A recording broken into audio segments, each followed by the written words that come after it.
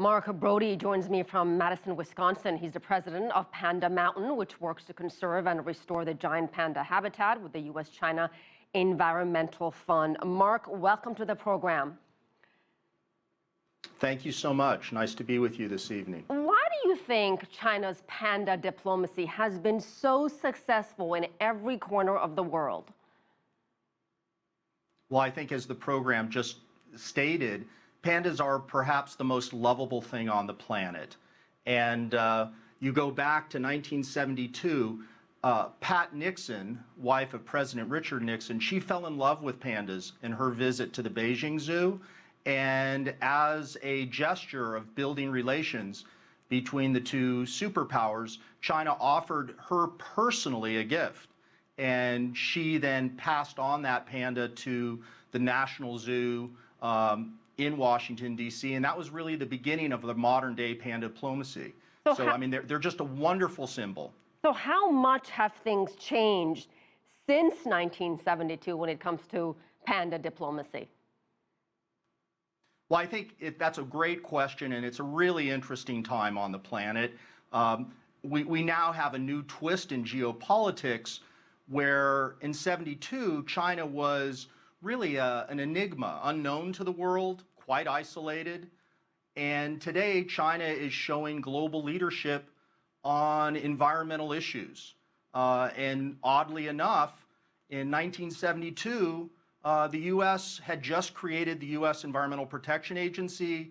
We had just passed the Clean Water Act, and here it is 40-some years later, and you see the U.S. At this time reversing its position on the environment, kind of becoming more isolationist or disengaging from international commitments on environmental issues. So it's panda diplomacy takes on a whole new meaning today, in my mind. So panda diplomacy could face pandemonium. It certainly could. I think the other part of panda diplomacy, and you asked why it's so successful, I think there's two important things to mention. One is pandas are an amazing ambassador of friendship. And secondly, I think pandas, given their prominence in the world, they have a very unique voice and an opportunity to help us think about our future.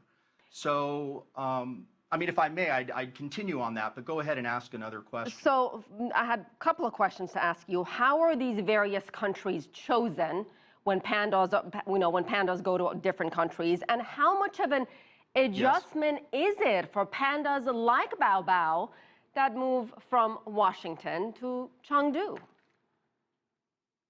Well, I think how countries are chosen, just to give a general idea, currently there's about a dozen countries in the world that have pandas outside of China, and about 24 zoos around the world outside of China.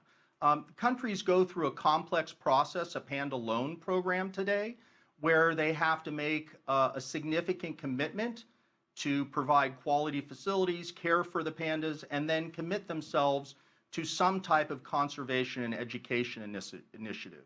I think as for the adjustment, I think pandas are quite adaptable.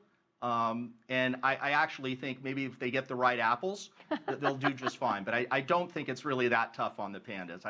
I mean, you look at them, they're always happy, they're always chewing, and if they're not chewing, they're sleeping. All right. So it's a pretty good Not life. a bad life. Yeah, that's exactly what I said. Yeah. Marc Brody, thank you so much, if I could. Okay, thank you. Bye-bye. All right, bye-bye.